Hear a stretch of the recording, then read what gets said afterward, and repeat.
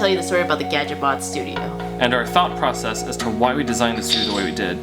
But first, some back history on the Gadget-Bot studio. So back in 2011, my good friend Robin Fenderson, during lunch one time at a taco place, an awesome taco place by the way, he pitched to me and Robert a studio space that his sister was planning to leave. So it was a no-brainer, splitting a studio space between 3 people, really great price, we took it up. So one of the first things I used the studio for was to create my portfolio during my last term at Art Center. I spent a lot of late nights here. Okay, so when we started pre-production on our film Momentum, we needed a space large enough to build a lot of our props, including our 1:1 scale cockpit sitting right there. Me and my nephew spent endless nights and weekends here at the studio building the guy. Eventually, we had to corner off an entire section of the studio to turn it into like a sort of ghetto rig paint booth. We assembled other props here as well, like the helmets. But the initial casting and sculpting job didn't happen here. That happened up at Art Center College of Design by one of our good friends, Alex Leakin. So one of our next biggest uses of the studio was for our film Connection. There were 2 props built here, one including this giant magenta cube which you see being put up here. It was made by Michael Simons and Sean Fenderson. They spent many nights working on that. The next one was this helmet here, which was also built by Alex Leakin. So in the aftermath of filming Connection, we didn't use the studio space for over a year. We both took on full-time jobs. The space literally became a warehouse for us. It was just full of clutter and mess and nothing made any sense in here. So in 2016, we decided to finally remodel the studio. Yeah, organization was key for Peggy and I, so we sat down and did multiple sketches of the space until we came across one that we both agreed on. The biggest thing was finding the things that are most important to us here.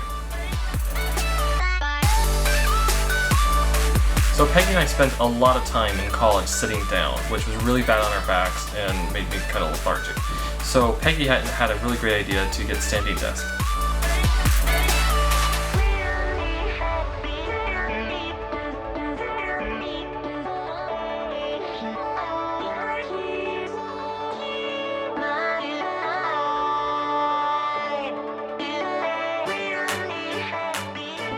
So for years I've been wanting one of those IKEA cases, the glass cases, that you see a lot of people put their toys in. Well, I wanted to put my toys inside those cases.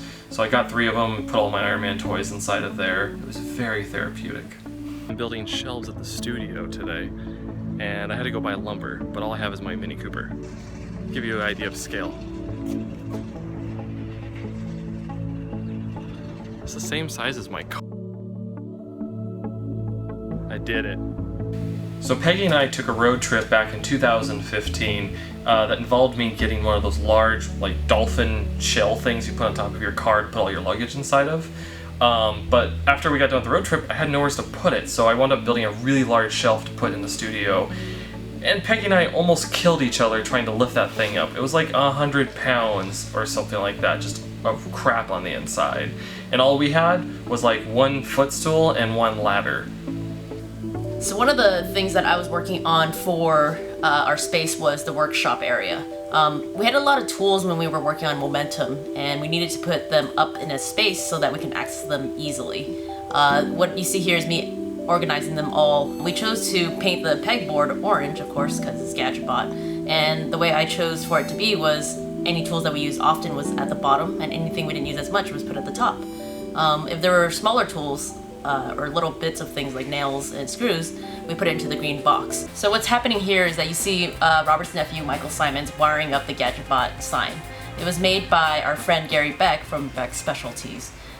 And so the final touches on the Gadget-Bot studio, Peggy and I got to put up the sign.